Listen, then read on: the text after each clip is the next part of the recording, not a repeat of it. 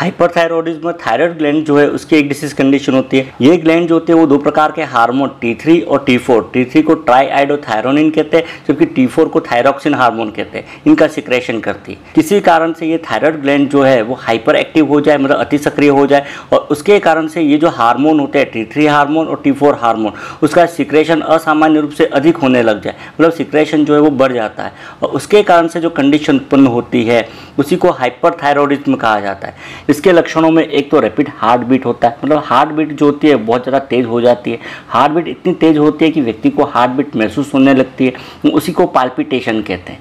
Heart rate increase होना, उसको tachycardia कहा जाता है। तो टैकीकार्डिया की कंडीशन जो है वो भी इसमें दिखाई देती है। एक फटीग जो है वो हो सकता है, उसको बहुत ज़्यादा थकान लगती है। इसके अलावा वेट लॉस होता है, मतलब वजन में कमी हो सकती है। वजन में कमी मेनली कार्बोहाइड्रेट, प्रोटीन जो है उसकी मेटाबॉलिज्म में इंक्रीज होती है और उसके कारण से होता है। लेकिन साथ ही साथ क्या होता है कि इंक्रीज एपेटाइट, मतलब भूख जो है वो ज़्यादा लगती है। भूख बढ़ने का कारण जो होता है वो कार्बोहाइड्रेट का मेटाबॉलिज्म अत्यधिक ज़्यादा हो रहा है, जिसके कारण से ग्लूकोज जो है सेल के अंदर कम हो जाएगा, तो ग्लूकोज की डिमांड बढ़ती है।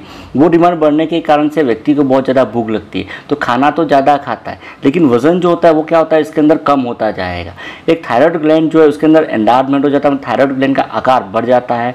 थायराइड ग्लैंड का आकार बढ़ने के कारण से गर्दन के अंदर उसके सूजन दिखाई देती है। एक थायराइड हार्मोन इंक्रीज होने के कारण से इंटेस्टाइन की बोवेल मूवमेंट जो है वो भी बढ़ जाती है, और बोवेल मूवमेंट जो होती है वो बढ़ने के कारण से डायरिया, मतलब दस्त लगने की कंडीशन जो है वो हो सकती है। एक हीट इंटॉलरेंस होता है, मतलब हीट जो होते हैं उसके प्रति सहनशीलता जो होती है वो कम हो जाती है। उसको हल्का सा टेम्परेचर बढ़ने पर भी बहुत ज़्यादा गर्मी महसूस होती है। गर्मी ज़्यादा लगने के साथ ही साथ उसको बहुत ज़्यादा मात्रा में पसीना आता है। बहुत ज़्यादा मात्रा में पसीना आना उसको डाइफोरेसिस कहते हैं। डाइफोरेसिस जो है वो कंडीशन हो सकते हैं। इसके अलावा नींद जो है उसमें डिस्टर्बेंस हो सकता है, उसको इंसोम्निया, मतलब उसको नींद में कमी जो है वो भी हो सकती है। एक मसल वीकनेस होती है क्योंकि प्रोटीन की मेटाबॉलिज्म में इंक्रीज होती है, और प्रोटीन की मेटाबॉलिज्म में इंक्रीज होने के कारण से मसल जो है उसकी वास्टिंग होगी। मसल वास्टिंग के कारण से मसल जो है उसके अंदर वीकनेस होने लगेगी, और साथ ही उसको बहुत ज़्यादा थकान लगती है। एक स्किन जो होती है वो थीन हो जाती है, पतली हो जाती है, वार्म हो जाती है, मॉइस्ट हो जाती है, क्योंकि बेसल मेटाबॉलिक रेट जो होती है वो इंक्रीज होती है, और वो इंक्रीज होने के कारण से बॉडी का टेम्परेचर जो है वो भी ज़्यादा बढ़ जाता है, और टेम्परेचर बढ़ने के कारण से स्किन जो होती है वो वार्म, मतलब गर्म जो है वो महसूस होती है। इसके अलावा बहुत ज़्यादा पसीना आने के कारण से स्किन जो होती है वो मॉइस्ट हो जाती है। लेकिन हेयर जो होते हैं वो पतले हो जाते हैं, और हेयर का लॉस होता है जिसको एलोपेशिया कहा जाता है। इसके अलावा ईचिंग जो है, मतलब बहुत ज़्यादा खुजली की समस्या भी हो सकती है। एक पेरी ऑर्बिटल एडिमा जो है वो हो सकता है कि आंखों के चारों तरफ एडिमा जो है, मतलब सूजन वो आ सकती है। एक कंसंट्रेशन के अंदर डिफिकल्टी हो सकती है, मतलब एकाग्रता के अंदर कमी हो सकती है। इसके अलावा कन्फ्यूजन जो है उसकी कंडीशन भी हो सकती है। एक मेमोरी जो होती है उसकी वो भी डिस्टर्ब हो सकती है, मतलब याददाश्त कमज़ोर हो सकती है। एक एंजाइटी जो है, बहुत ज़्यादा मात्रा में चिंता जो है वो हो सकता है। एक इरिटेबिलिटी जो होती है, मतलब चिड़चिड़ापन हो जाएगा।